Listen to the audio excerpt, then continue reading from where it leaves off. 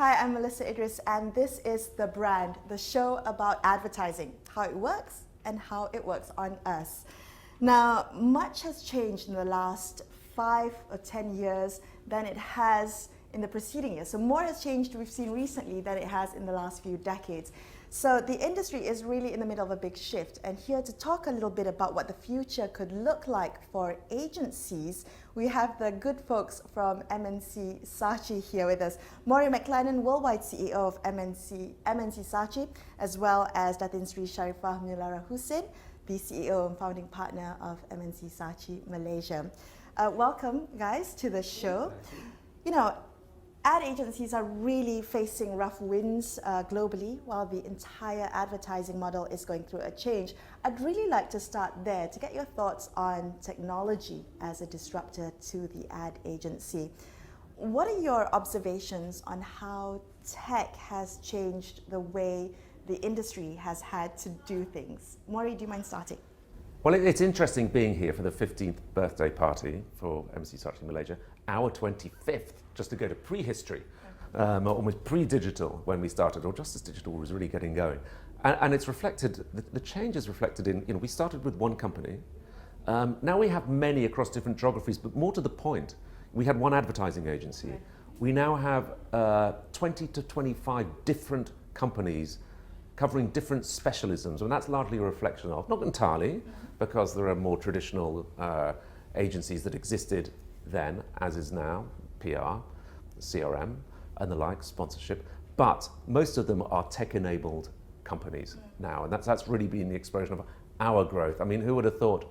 It's reflected in the duopoly, that 25% of ad spend, one in every $4 is Facebook, and Google. Yeah. So that has had a fundamental effect on what we make, how we make it, how clients communicate with customers, and what companies we start. Again, to perhaps demonstrate how we have changed. You say we're being disrupted, as if that's a bad thing.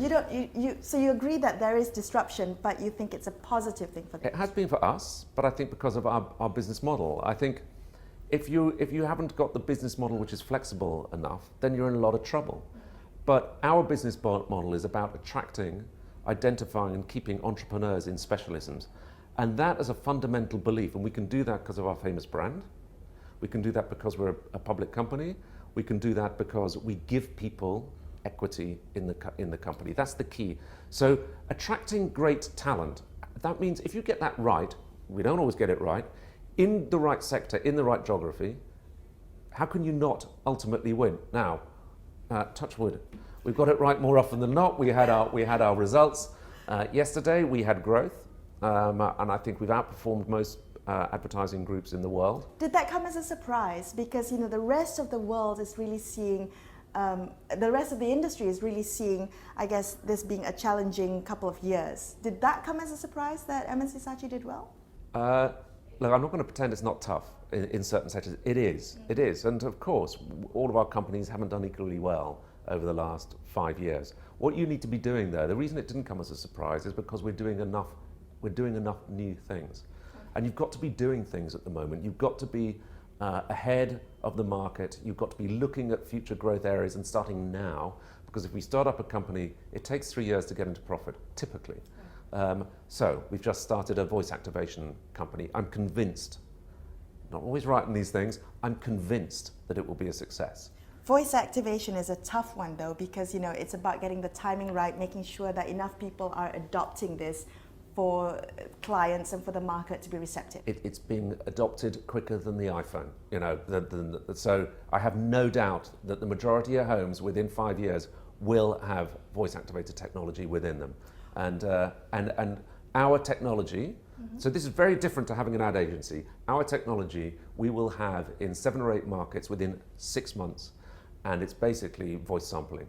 So you have to move quickly. I think with tech-enabled business and because of technology, you do have, so whereas in the past we might roll out a business across 3 or 4 years, now you're talking 3 or 4 months. I exaggerate slightly, but you need to move quickly. I guess that's the point, right? When there is disruption in a certain industry or market, the sink or swim moment, or the pivotal point of it is whether you move quickly enough to adapt and change to the changing landscape. I'd like to get your thoughts, Lara, on the Malaysian scenario.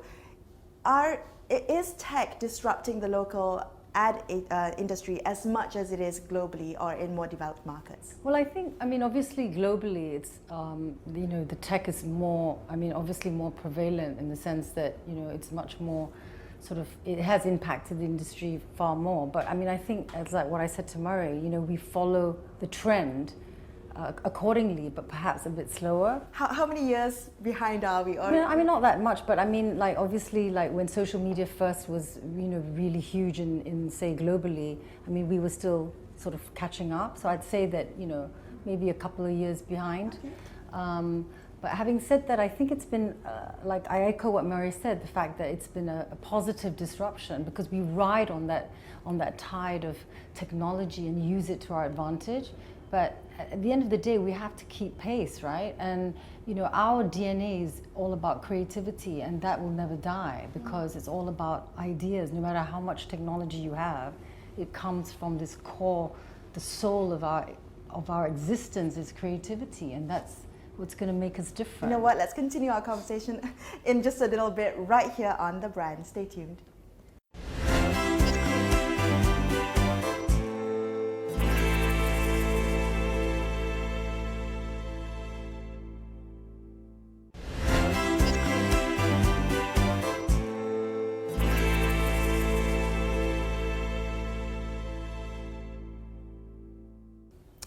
Hi, I'm Melisa Idris. You're watching The Brand. Now we're looking at the evolution of the advertising industries. I've got the good folks from MNC Saatchi here with me, and we were talking a little bit about this digital duopoly, right? Facebook and Google, and no doubt that has really disrupted the industry at the moment. I would like to get your thoughts on what you see the future is for big agencies like yourself. We're seeing the mushrooming of smaller agencies that are leveraging digital advertising. They say, well, you know what, we can do it for cheaper, we can do it for faster than the big guys can.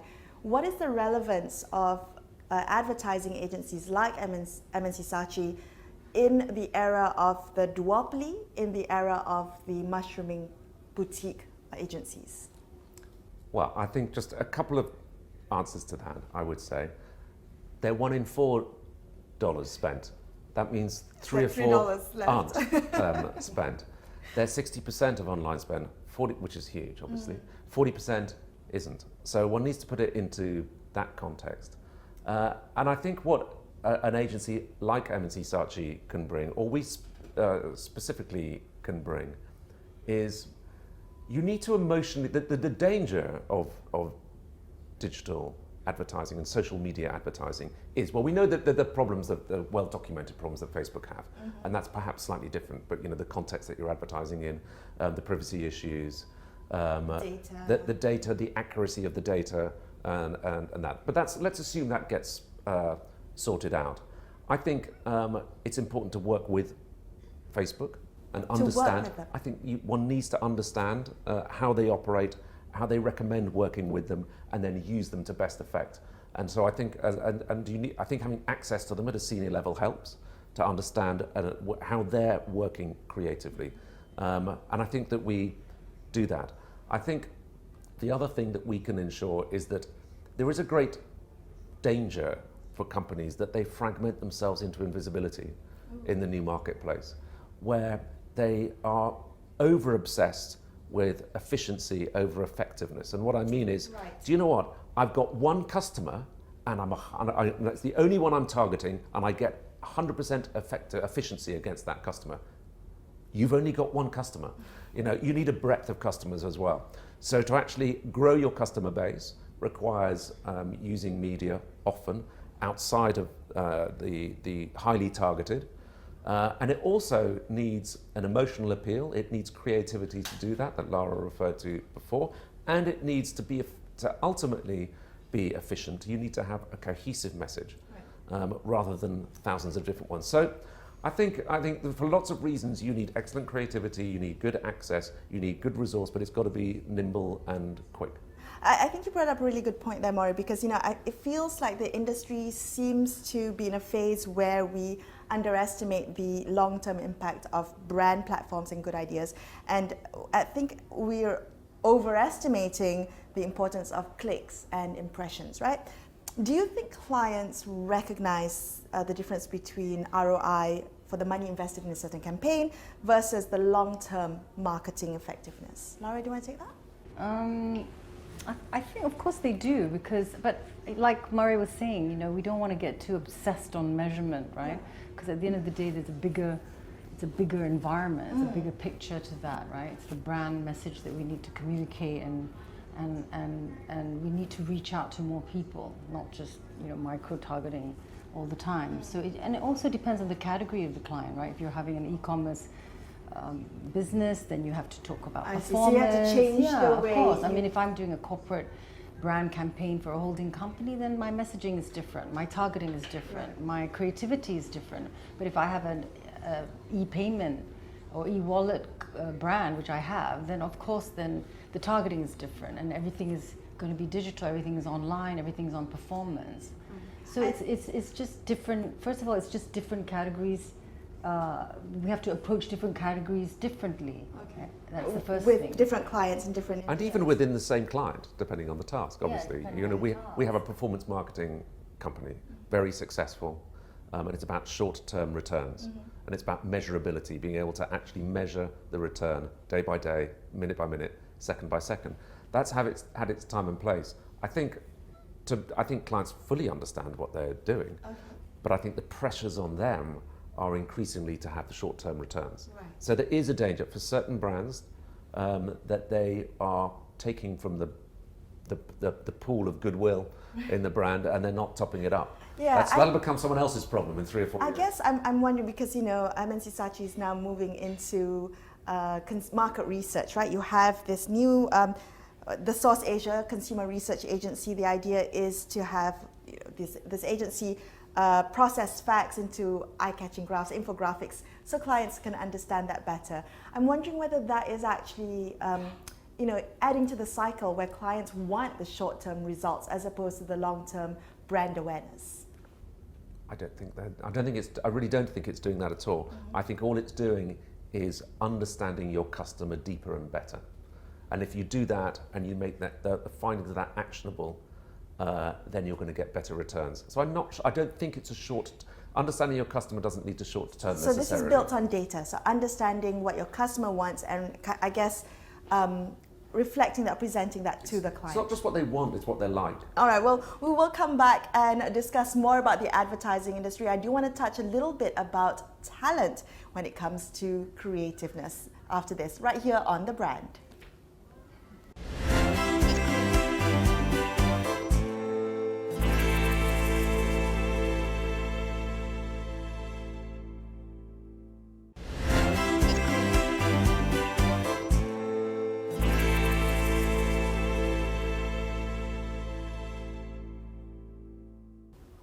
You're watching The Brand with me, Melisa Idris, and the folks from MNC Saatchi. Now, I'd really like to get your thoughts on talent. You mentioned it a little bit earlier, Lara, that talent is always, this company is built on talent, on having good people working with you and contributing creative ideas. But talent, this industry talent is always a big issue. You're facing a massive talent crunch. How are you tackling that in MNC Saatchi, both at a global level and more specifically at a Malaysian level? All right. I think you've got to be clear why you exist and what you're offering the people who work with you to start with. So let's talk about retaining talent and then attracting the right talent. Right. And retaining it, everyone talks about purpose these days. Everyone's talking about purpose these days. It's interesting. The purpose, do you know who that was dreamt up by? It was Dave Packard in 1962, I think. It's been around a long time. Right. It's just become fashionable. But there's a good thought behind it, and it's not about how can we save the world and appear to be good, about CSR. It's got to be tied to your business and what you do, and there's got to be a truth in there. But your people need to be clear what it is, and they need to buy into it. And at MNC Saatchi, we are through what we've done and what we will do, we are home to creative entrepreneurs, and we believe in giving entrepreneurial people, people with entrepreneurial spirit, the freedom and respect to operate the way that they want to operate. And I think that's important. If people buy into that, you're more likely to keep them. And I think likewise, attracting the right talent, you've got to be clear what sort of talent you're looking for, and that you're going to give them a home and a culture that they can thrive in. And if you do that, again, you will win. The people with the best people in the right culture win. And I would say that's more true in our business than many. Is there a talent crunch here in Malaysia? Oh yeah, I think for sure. I mean, first of all, I think the industry is not. I mean, I think we need to position the industry to make it an attractive place for people to come. Is it not considered an attractive? I think that we don't do enough as an industry to make it appear, to make it attractive, compelling, and a reason why people want to join. So we lose a lot of talent to other industries. For example, a lot of our talent goes to join management consultants. Creative talent may want to work overseas because they find that the industries there are much more robust, much more exciting. The market is more freer, dynamic. Whereas here, it's perceived as quite constrained. For example, we're limited because it's a small market. So we are really struggling in that sense, especially creative talent, because we have to. It's very difficult to just open our doors overseas because there's cost constraints as well for talents coming from Europe and from the States or UK to come here. We won't be able to afford them. What is it that you're looking for when it comes to talent? Well, now, like we were talking about digital, and we're going through this whole digital transformation in the last 5 years, right? So now it's very important that we get people who understand digital, who are able to live and breathe digital, who are hybrids. Native digitals? Yeah, and but at least still very good creators of ideas and things like that. So it's just getting that hybrid type of creative is what we're looking for, and those are hard to find.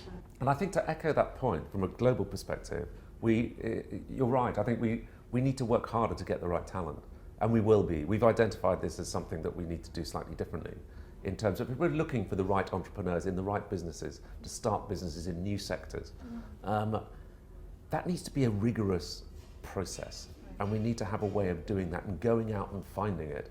And I think we can do that more proactively, and you need to have a resource to go and do that. In the old days in the music business, you'd have an A&R department. They would go out to the club, they would find the talent. That's right. And you can't wait for it to come to you. You can't brief a headhunter to go and find it for you. Right. You've got to be out in the marketplace more proactively looking for it, and that's something that we feel we need to do better. Well, you also have a new venture, right? You're venturing into productions, Watermelon Productions, and the idea for that is to have quick turnarounds for clients who require as such at, as you claim, competitive rates. Now, I guess I'm just wondering why you're moving into this segment. Are you seeing a demand in this sector, in this specific category? Yeah, I mean, because we just basically want to create something in-house that belongs to us, that's something that we own and that we can actually operate the way we like, right? Because we're not dependent on, say, third-party production houses. That's the first thing. Second thing is, it's something that we're quite excited about because we want to create a content production company that basically is like a hub that creates jobs for young talent, for young film directors, students who have never been given opportunities to work on big brands, because it's, we're, only the best known directors get to work on these brands, right? So there's a huge, folio of these young talents that are not recognized. And so is that how you're solving the talent crunch, by getting, young, enthusiastic? Yeah, because we're going to go out and look for these people and put them on our panel and get them to connect with the brands that we have. And it's a real challenge to produce the right content at the right speed, at the right quality and the right price. Those three things are really difficult because everyone does content, right? That's always a trade-off, right? Your content, newspapers' content, everyone does content. So to be able to do the right content in the right way, in the right quality, for the right client, for the right segment, is a real challenge. And I think Watermelon's a good solution to meeting that. You have to have everything from the Instagrammer through to the top movie director. Yeah. And you need to have that scope and spectrum and flexibility now.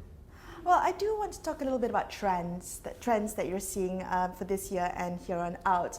I mean, one of the major trends that the industry saw last year and a couple of years ago was the real phenomenal growth of content marketing and branded content. Now, I'm wondering, from your perspective, do you think that that is just here to stay? Branded content has sort of peaked and gone, I think, to a large extent. Okay. I think the trends that I'd see, I mean, yes, but content's one of those fat words, isn't it? It's like data.